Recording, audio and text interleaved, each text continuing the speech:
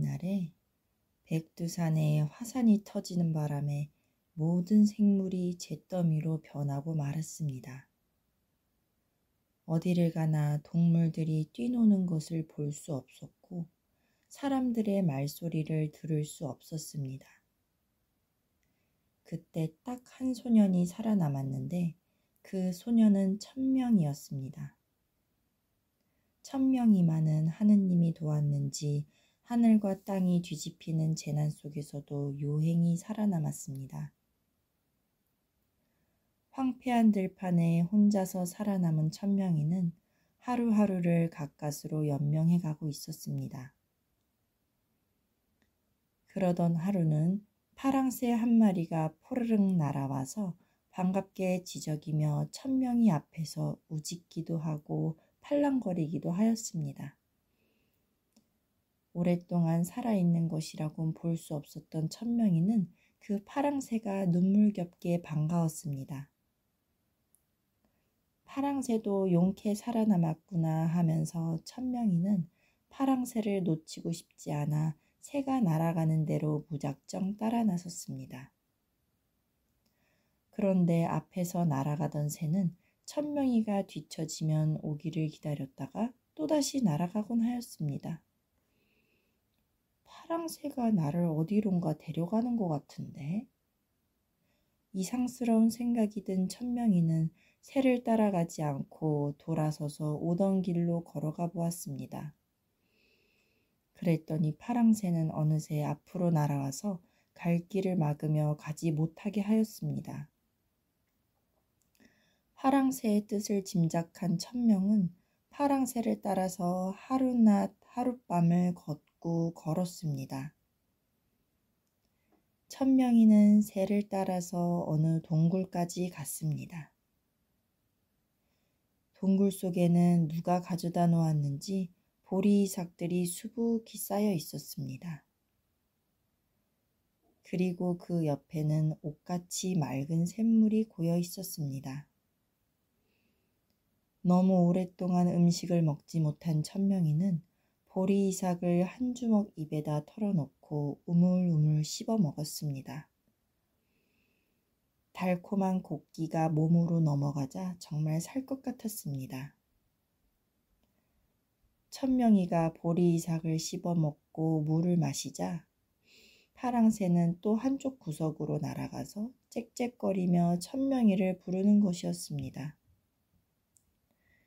천명이가 그 구석으로 가보니 웬 처녀가 정신을 잃고 쓰러져 있었습니다.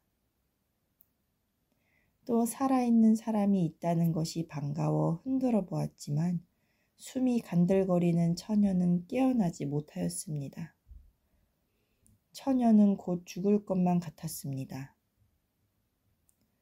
천명이는 정신을 바짝 차리고 처녀를 구하는 일에 달라붙었습니다. 그는 나뭇가지를 주워다가 불을 피우고 움푹하게 패인 돌을 들어다가 돌가마를 걸고 보리알을 까서 미음을 쑤기 시작하였습니다. 파랑새도 천명을 도와서 그 작은 부리로 보리 알맹이를 까주었습니다. 죽이 끓자 천명이는 나무 숟가락을 만들었습니다. 그는 나무 숟가락으로 죽을 떠서 처녀의 입에다 한 술 한 술 떠 넣었습니다. 처녀는 죽물을 천천히 받아 넘겼습니다. 반나절이 지나자 백지장처럼 새하얗던 처녀의 얼굴에 핏기가 돌기 시작하였고 간신히 이어지던 숨결도 한결 부드러워지기 시작하였습니다. 처녀의 생명을 구하기 위하여 천명은 밤낮을 가리지 않고 정성을 다하였습니다. 그러던 천명이는 너무 피곤해서 그만 소르르 잠이 들었습니다. 그렇게 잠이 든 사이에 어디선가 진한 향기가 풍겨오더니 백발 노인이 검붉은 지팡이를 짚고 그의 앞에 나타났습니다. 저 처녀에는 이제 겨우 목숨을 구했다. 하지만 그의 병을 고치려면 저기 저 옥설봉의 선단을 구해다 먹여야 하느니라. 천명이는 좀 더 자세하게 물어보려고 하였으나 백발노인은 구름을 타고 하늘로 둥둥 날아갔습니다. 천명이는 안타까워서 할아버지를 부르다가 잠이 깨었습니다.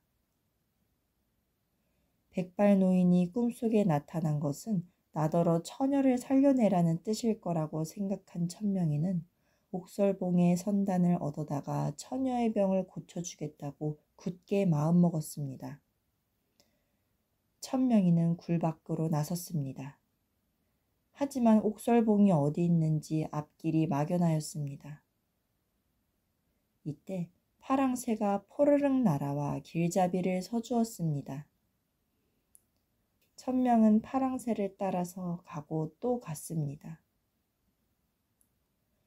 기이한 바위와 괴상한 벼랑들로 이루어진 높디 높은 산이 나타났습니다. 산은 오를수록 가파르고 오를수록 힘이 들었고 오를수록 숨이 찼습니다. 한 봉우리를 오르고 보면 또 한 봉우리가 눈앞에 나타났습니다. 천명이는 이렇게 봉우리를 49개나 올라갔습니다. 파랑새는 마지막 50번째 봉우리 위에 앉아 있었습니다. 50번째 봉우리는 온통 은백색의 눈부신 빛을 뿌리고 있었습니다. 얼음으로 굳힌 듯 백옥으로 빚은 듯한 들쑥날쑥한 벼랑들로 이루어져 희귀하고 숭엄하고 아름다웠습니다. 거기가 바로 옥설봉이었습니다. 그 봉우리에 오른 천명이는 두리번거리다가 산속에 있는 은백색 궁전을 발견하였습니다. 한아름씩 되는 백옥 기둥에는 아름다운 산천 풍경들과 짐승들이 그려져 있었고 티 없이 하얀 벽에는 신선들이 선단을 구워내는 모습이 그려져 있었습니다.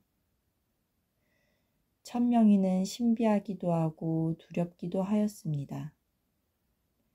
하지만 천명이는 옥설봉의 선단을 구해다가 처녀의 병을 고쳐주겠다는 일념으로 무서움을 가라앉히며 안으로 들어갔습니다. 첫 번째 문을 지나니 짙은 약향기가 풍겨왔습니다. 천명이는 조심조심 문을 3개나 지났습니다. 그렇게 3번째 문을 지났을 때였습니다. 천명이는 너무 놀라서 그 자리에 굳은 듯이 멈춰섰습니다. 그곳에는 지난밤 꿈에 찾아왔던 백발노인이 호랑이 가죽을 씌운 옥 의자에 앉아 있었습니다. 백발노인은 흰 수염을 쓸며 껄껄 웃는 것이었습니다.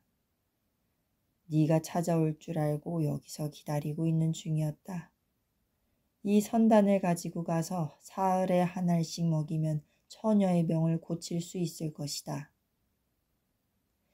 노인은 팔소매 안에서 옥설 선단 3알을 꺼내서 천명이에게 주었습니다.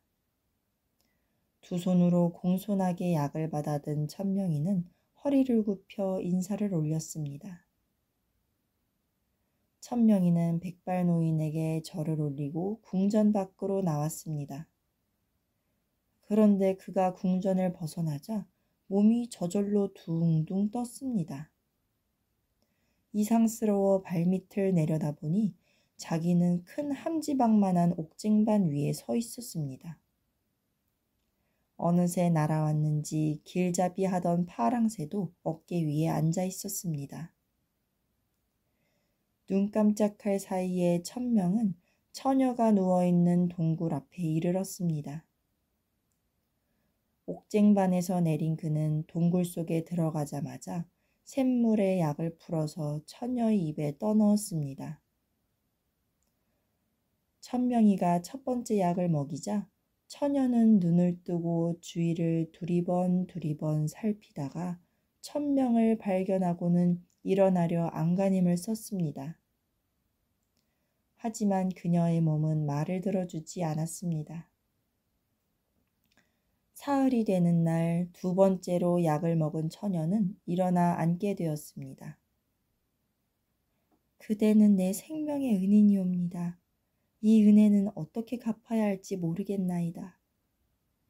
그녀는 부끄러운 듯이 얼굴을 붉히며 목숨을 구해준 천명에게 감사를 드렸습니다. 다른 생각은 마시고 어서 병 나을 생각이나 하세요.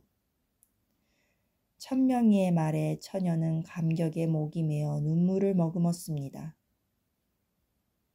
처녀는 화산이 폭발할 때 흙덩이에 얹혀서 허공으로 날아올랐었는데 정신을 차리고 보니 이곳이었다고 말하였습니다. 또 사흘이 지난 후 세 번째 알약을 먹은 처녀는 그 자리에서 병도 낫고 몸도 회복되었습니다. 처녀는 또다시 부끄러운 듯이 얼굴을 붉히며 고맙다고 말했습니다. 천명이는 새삼스러운 듯이 처녀를 바라보았습니다. 세상에는 이제 우리 둘밖에 남아있지 않은 것 같소. 둘이 힘을 합쳐 열심히 살아봅시다. 천명이는 처녀와 결혼을 하였습니다.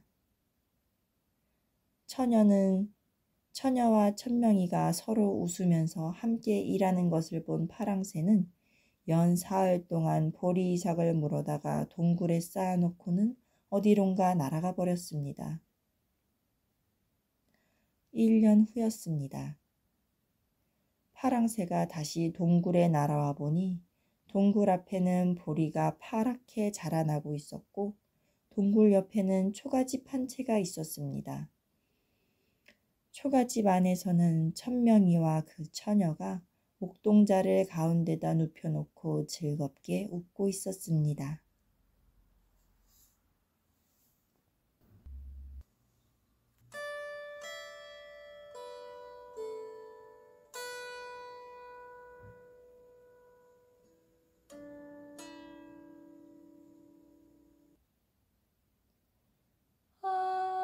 아름다운 이야기 다음에 또 들려줄게.